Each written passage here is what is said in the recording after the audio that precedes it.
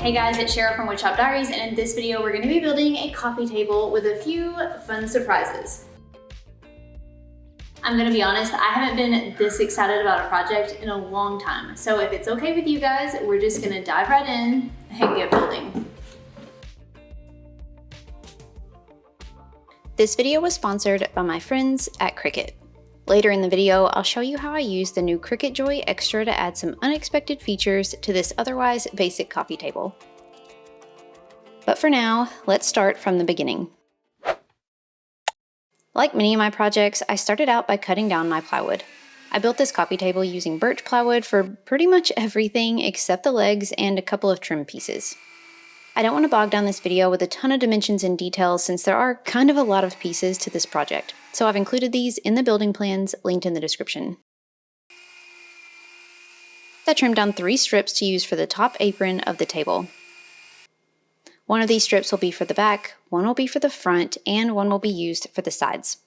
Since the front will appear as 2 drawers, I ripped the front strip down the middle and labeled one for the top and one for the bottom.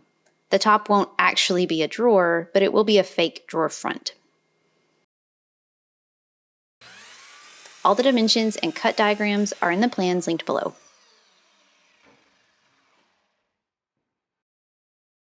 Once the plywood was cut down, I cut my 2x2s to use for the legs.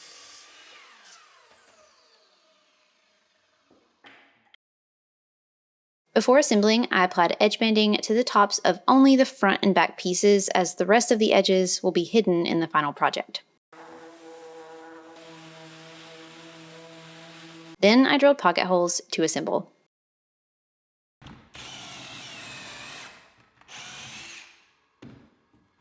Now, just a couple of notes about assembly. Note number 1. The sides are 3/4 inch taller than the back and front strips were because I'm going to be adding a trim piece to the bottom of them later. This trim piece will make all of the sides the same height. Note number 2. I've made this mistake 3 times in the past couple of months, and I guess I just don't ever seem to learn my lesson. You don't want to assemble it in the order that I did. You'll see why shortly. First, I attached the top supports around the legs. Then I came back and attached 2-inch wide plywood strips around the bottom to support the bottom shelf.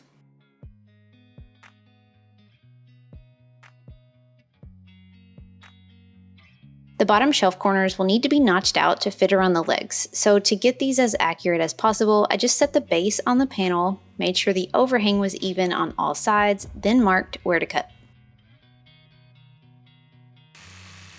I carefully notched these out with a jigsaw and a fine finish blade to hopefully avoid any nasty tear out.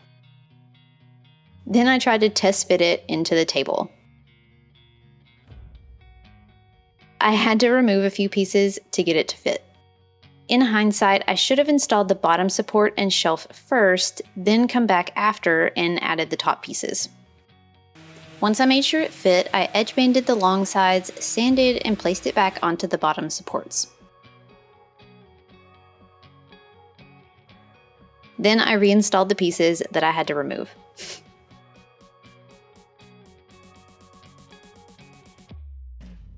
Then I glued this panel onto the supports. You could also add a few screws if you wanted, but glue alone is fine.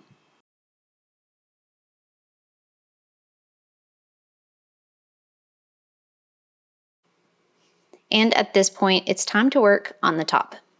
Now, the top is kind of the main feature of this table, and I built it so that it was in 4 pieces. The 2 outside pieces will attach to the base, but the 2 middle sections will flip open to reveal a shallow compartment for puzzles or games. But one of my favorite features of this table are the built-in game boards that I added to the underside of the center pieces. Let's take a quick detour here and talk about how I made them with help from Cricut. If you aren't familiar with Cricut already, they make smart cutting machines that allow you to customize just about anything. It works with Cricut Design Space, which is a free, easy-to-use software and app where you can create your design with text, shapes, images, and more. For this project, I'm using the Cricut Joy Extra, which allows you to write and cut on material up to 8.5 inches wide by 48 inches long. For my first flip top, I wanted to create a tic-tac-toe board. So I opened Cricut Design Space and got to work. Once I designed my tic-tac-toe board, I sized it to fit my flip top, which made it about 15 inches square. Since Cricut Joy Extra only cuts to 8.5 inches wide, I used the slice tool to slice my board design into 2 pieces. Then I cut it out on Cricut Smart Vinyl. Smart Vinyl is great because it doesn't require any special tools or a mat to run it in the machine. You simply load it, click go, and let it cut.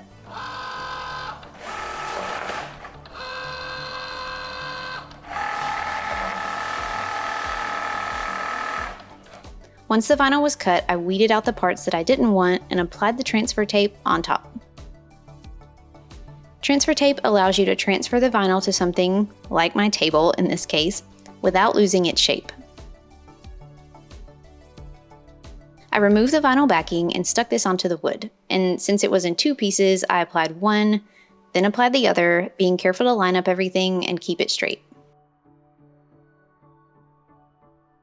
Then I repeated the same process for the checkerboard.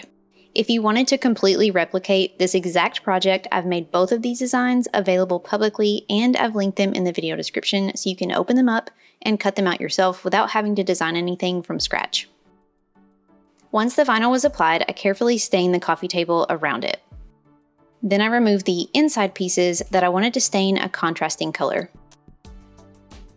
I use this vinyl as a stencil to allow me to stain these inside parts black. Now, just a helpful tip, I found that water-based stains work the best here for the cleanest lines. They're thicker and don't run as bad as oil-based stains.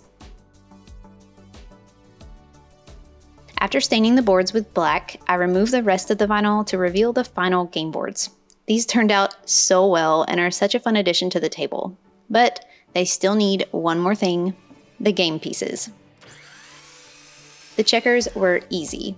I cut some thin pieces of wood dowel and stained half black and half red. But for the tic-tac-toe pieces, I cut some 1x4 scraps into squares and stained them black. Once the stain had dried, I went back to my Cricut and cut out some X's and O's in gold iron-on material. Now, you can certainly just apply a vinyl directly to the wood, but the iron-on material is thinner and kind of melts into the contours of the wood to adhere really smooth. And with that, these game boards were ready to go. I've linked all of the Cricut materials, machines, and project designs in the description so you can check them out and use them for your own build. Okay, now that we've covered kind of why I made these flip tops the way that I did, let's hop back into the build. We left off at the top. I had cut this top into 4 pieces and now I needed to install the hinges so that they can flip open. I could have attached them directly to the wood pieces as is, but I just didn't like how large the gaps were, so I used a router to cut about 1/8 of an inch mortise for them to kind of recess into. This is absolutely not necessary, but it did kind of help close the gaps between the ends and the flip sections of the table a little.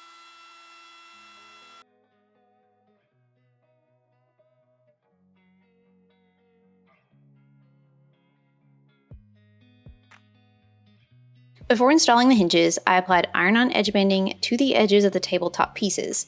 Then I installed the hinges to make 2 hinged sections.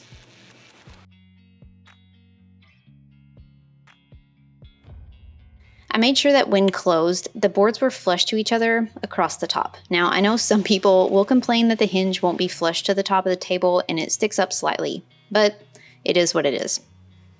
The hinges do stick up about 1/8 of an inch, and I'm fine with that. I attached the top using pocket holes and screws.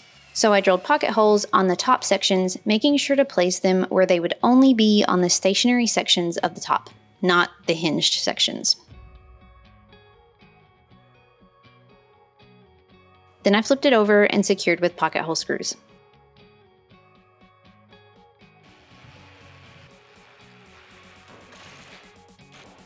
Once the top was in, I could install the bottom of the shallow compartment.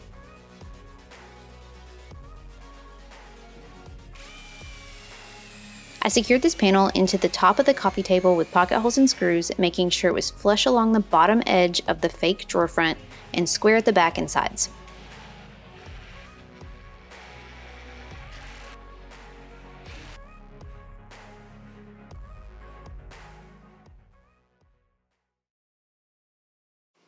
And now all that's left is adding the drawer. I installed 20-inch drawer slides into the coffee table, but I have a whole detailed video on installing drawer slides that I'll link in the description below.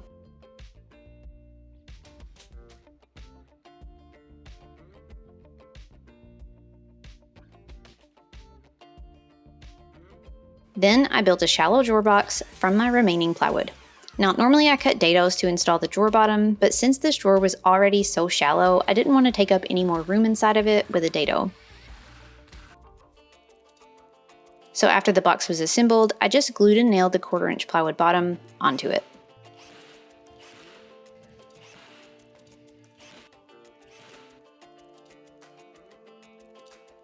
Then I installed the slide onto the drawer box and slid it into the table.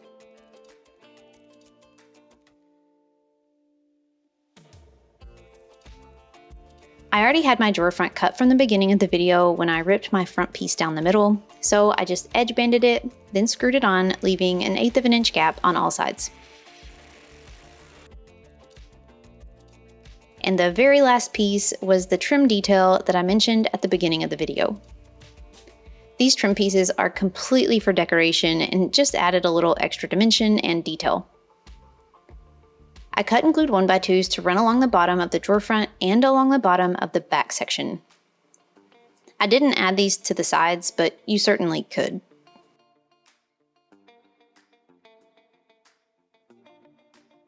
And with that, this piece was ready for finish, which I kind of already discussed a little bit.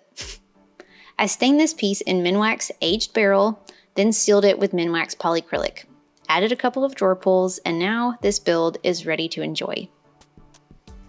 I am absolutely so excited with how this turned out, and I really love the shallow compartment for puzzles or board games. This would be perfect for a basement hangout, a man cave, a game room, or obviously a living room. Closed up, it looks classy and clean, and opened up, it's ready for play. I really hope you guys enjoyed watching this as much as I enjoyed building it, and be sure to check out the plans, Cricut designs, and more project details below. Also, if you're not already subscribed, be sure to follow along for new projects and plans coming soon. Thanks so much for watching, friends, and until next time, happy building!